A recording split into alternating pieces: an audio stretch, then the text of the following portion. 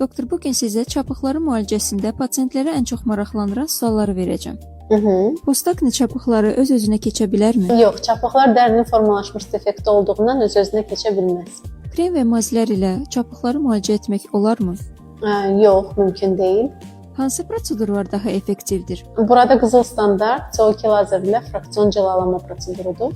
Neçə prosedura çapıqları aradan qaldırmaq olar?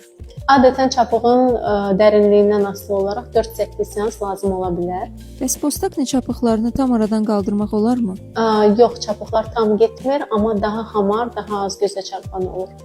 Hansı fəsildə müalicəyə başlamaq ən doğrusudur? Adətən qış fəslində, yəni günəşin o qədər də aktiv olmadığı dövrdə tətbiq olunur. Postakni çapıqları hər akne xəstəliyi ilə əziyyət çəkən pasientlərdə yarana bilir. Yox deməzdim, çünki burada vacib olan aknenin ağırlıq dərəcəsidir. Prosedurlar ağrılıdırmı? Xeyr, ağrılı deyil.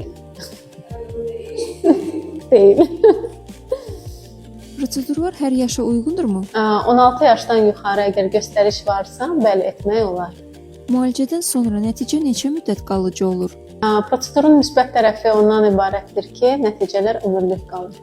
Prosedurdan sonra dərinin bərpasını sürətləndirmək üçün hər hansısa proseduru etmək olarmı? Bəli, reabilitasyon dövrdə PRP, PDR-ın tərkibli biorevitalizasiyalar olar.